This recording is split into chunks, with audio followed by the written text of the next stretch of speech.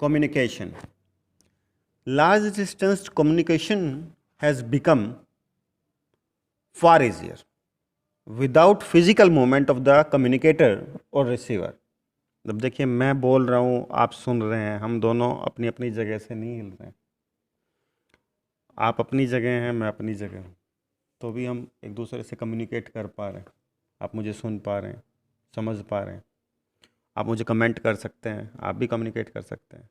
There are basically two type of communication, दो तरह का है। नंबर एक पर्सनल कम्युनिकेशन होता है, जैसे हम टेलीफोन से, मोबाइल से, ईमेल से या व्हाट्सएप से करते हैं, वो 1-to-1 कम्युनिकेशन होता है। दूसरा होता है mass communication. These are the means through which one can communicate with several peoples. बहुत सारे लोगों से हम एक साथ इकट्ठा कम्युनिकेट कर सकते हैं, जैसे टीवी है, रेडियो, प्रेस, इंटरनेट, ये सारे माध्यम हैं। इंडिया के पास 200 मिलियन से ज़्यादा यूज़र्स हैं, थर्ड लार्जेस्ट हैं हम वर्ल्ड में। और इंडियन पोस्टल नेटवर्क की यदि हम बात करें, अब ये हमारा वर्ल्ड में लार्जेस्ट नेटवर्क है। कार्ड्स और एनवलप्स जो हैं उन्हें फर्स्ट क्लास मेल्स माना जाता है और एयरलिफ्टेड किया जाता है between stations covering both land and air. ठीक है। सेकंड क्लास मेल में क्या आता है? बुक्स, पैकेट्स आते हैं, रजिस्टर्ड न्यूज़पेपर्स, रजिस्टर और पीरियडिकल्स होते हैं, जैसे साप्ताहिक पत्र कोई हो सकता है। Carried by surface mail covering land and water transport, इसके लिए लैंड और वाटर ट्रांसपोर्ट की मदद ली जाती है इन्हें भेजने के लिए, पत्र पत्रिकाएं। Speed post system has been introduced currently with 6 mail channels, Rajdhani channel, metro channel, green channel, business channel etcetera. इन सब तरीकों के थ्रू वहाँ पर स्पीड पोस्ट सिस्टम क्रिएट किया गया है। देखिए इम्पोर्टेंस क्या है मास कम्युनिकेशन की। मास कम्युनिकेशन यानी जनसंचार की बहुत इम्पोर्टेंस है। क्यों? क्योंकि ये हमें एंटरटेन प्रोवाइड कराता है। एंटरटेनमेंट प्रोवाइड कराना बहुत ज़रूरी है। ये हमें हमारे बीच में अवेयरनेस क्रिएट करता है, जागरूकता पैदा करता है। It strengthens the democracy by creating awareness about national issues, government program, etc. यदि सरकार अपने पॉलिसीज़ को, अपने प्रोग्राम्स को प्रॉपरली जनता तक पहुंचा पाती है, तो वह सरकार की निश्चित रूप से डेमोक्रेसी की जीत होती है। अब हम बात करेंगे mass communication becomes crucial during the natural calamities. प्राकृतिक जो आपदाएं हैं उनमें मास कम्युनिकेशन बहुत ज़्यादा क्रूशियल हो जाता है, ज़रूरी हो जाता है। International trade. ट्रेड होता क्या है बच्चों? ट्रेड होता है trade exchange of goods and services among people, state और countries is known as trade. ठीक है। जब हम कोई सर्विसेज को, कोई गुड्स को लोगों के बीच में जब हम शेयर करते हैं, या स्टेट्स के बीच में, स्टेट टू स्टेट, या कंट्रीज़ के बीच में भी ट्रेड जो है, ये जो शेयर है, इसे हम ट्रेड कहते हैं। मार्केट वो प्लेस है जहाँ पर कि एक्सचेंज होता है। ठीक है। इस एक्सचेंज की हम बात कर रहे हैं, गुड्स और सर्विसेज का। टेक्स देखिए, trade between 2 countries is known as international trade, उसे हम इंटरनेशनल ट्रेड के नाम से जानते हैं। और trade takes place through sea, air and land. किन किन तरीके से होता है? समुद्र, वायु और स्थल मार्गों से भी होता है। इम्पोर्टेंस ऑफ ट्रेड, क्या इम्पोर्टेंस है भाई ट्रेड की? कोई कंट्री सर्वाइव नहीं कर सकता बिना इंटरनेशनल ट्रेड के, because natural resources are space bound. देखिए हर जगह हर रिसोर्स नहीं होता, स्पेस बाउंड है। कहीं किसी जगह कोई मिनरल्स हैं, किसी जगह कोई मिनरल्स पाए जाते हैं। तो इस वजह से कोई कंट्री अकेले सारी चीज़ सेल्फ सस्टेन कर लेगी, ऐसी स्थिति नहीं है। इंटरनेशनल ट्रेड बहुत ज़रूरी है। It creates economic prosperity, provides jobs to the workers and business to the traders. ठीक है। We earn foreign exchange through this trade. अच्छा, अब बैलेंस ऑफ ट्रेड की हम बात करेंगे। क्या होता है balance of trade? Balance of trade is difference between its export and imports. एक देश जितना आयात या निर्यात करती है, उनका जो अंतर है उसे हम बैलेंस ऑफ ट्रेड के नाम से जानते हैं। देखिए अभी क्या है कि पहले आज़ादी से पहले या अंग्रेजों के अभी आने से पहले भारतीय अर्थव्यवस्था में जो बैलेंस ऑफ ट्रेड था वो भारत के पक्ष में था अंतर्राष्ट्रीय व्यापार में। पूरे विश्व व्यापार का 25-30% अकेले भारत विश्व व्यापार में योगदान देता था। अभी ये 3% के आसपास सिकुड़ के रह गया वर्ल्ड ट्रेड के अंदर। अभी 3% भी रह गया, प्लस जो पहले रोमन लोग कहते थे, प्लिनी ने एक बार कहा था कि भारत से व्यापार में हमारा सोने का खजाना खाली होता जा रहा है, इस तरह से एक दिन हम कंगाल हो जाएंगे। तो बैलेंस ऑफ ट्रेड इंडिया के कितना फेवर में था। इंडिया को बहुत ज़्यादा विलासिता की सब सामग्री तो चाहिए ही नहीं थी। अभी क्या है, हर किसी को तो विलासिताएं चाहिए, दिल मांगे मोर। शाहरुख खान भी बार बार आके चिल्लाता है टीवी पे। ये गलत है। ये ज़्यादा उपभोक्तावाद ने हमारे देश का बेड़ा गर्क कर दिया।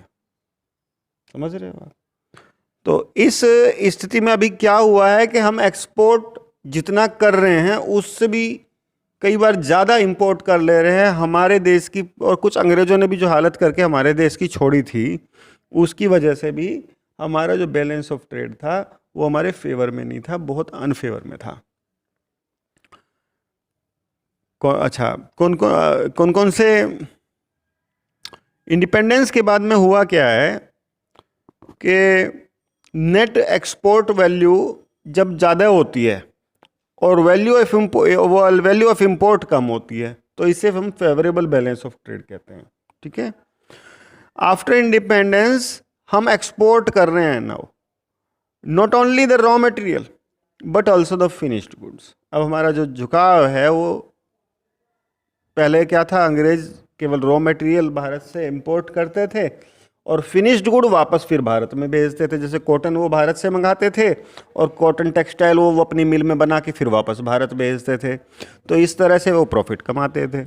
लेकिन अभी क्या है कि हमारा जो फोकस है वो फिनिश्ड गुड्स की तरफ बढ़ता जा रहा है। मेन इंपोर्ट्स जो इंडिया के हैं वो हैं petrochemical product, petroleum, precious stones, gold, silver, pearls यानी मोती, defence equipment, rubber, cereals, vegetable oil, pharma products etcetera.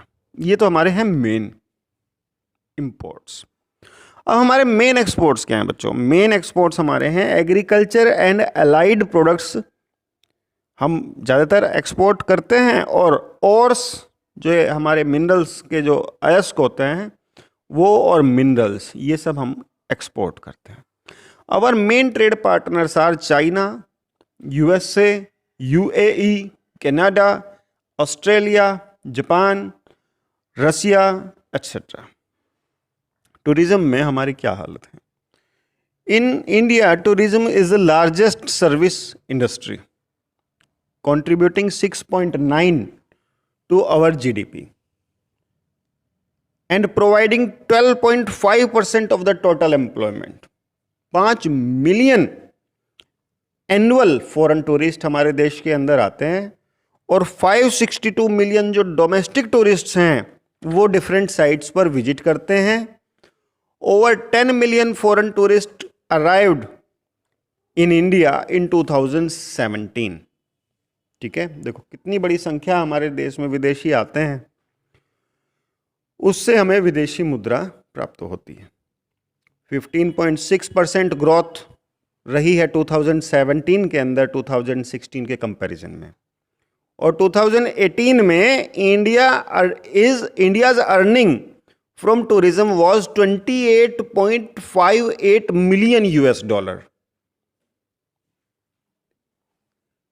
Importance of tourism, देखिए टूरिज्म से हमें फॉरेन एक्सचेंज प्राप्त करने में मदद मिलती है। लोगों को 15 मिलियन लोगों को एम्प्लॉयमेंट मिलता है।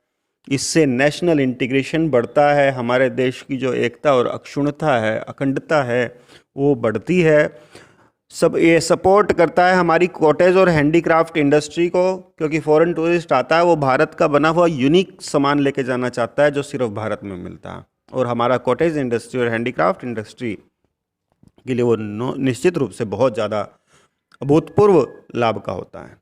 Develops friendly relations among Nations, देशों के बीच में मित्रवत व्यवहार भी पैदा होता है जब वहाँ के यात्री विदेशी हमारे देश में घूमने आते हैं और यहाँ के लोगों से परिचित होते हैं, तब उनसे जो मित्रता का बंधन हमारे देश में बनता है वह निश्चित रूप से अंतर्राष्ट्रीय संबंधों पर भी प्रभाव डालता है।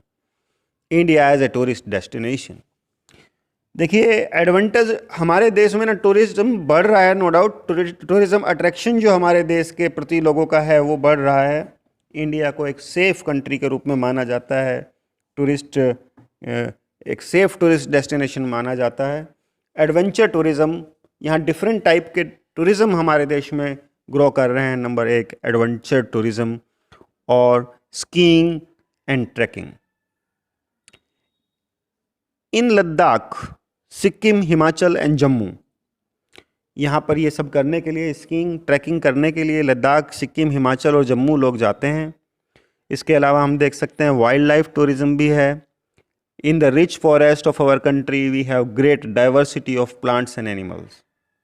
हेल्थ केयर टूरिज़्म की हम बात करें, हमारे जो हॉस्पिटल्स हैं वो कॉस्ट इफ़ेक्टिव हैं, लेकिन कॉस्ट इफ़ेक्टिव होते हुए भी superior quality of health care हम प्रोवाइड कराते हैं। तो बहुत सारे यूरोपियन और अमेरिकन कंट्रीज़ से, इवन अमेरिकाज से भी लोग अपना इलाज, सस्ता इलाज कराने के लिए अफ्रीकन कंट्रीज़ से भी हमारे देश में लोग आते हैं। Pilgrimage tourism, we have a great number of temples which are world famous for their architecture. For example Mathura, Vrindavan, Golden Temple. तो ये हमारे देश के टूरिज़्म को बढ़ाते हैं। अब हम कल्चरल टूरिज़्म की बात करें, हमारा rich cultural heritage point of attraction है फॉरेन टूरिस्ट्स के लिए। वो इंडिया विजिट करते हैं, बहुत सारे मेलों में जाते हैं, जैसे कुंभ फेयर है, पुष्कर फेयर है, सूरजकुंड फेयर है, ताज महोत्सव है। Great architecture of Ajanta Ellora cave attracts foreign tourists. ये सारी चीज़ें हैं जिनकी वजह से विदेशी यात्री भारत में आते हैं। Thank you.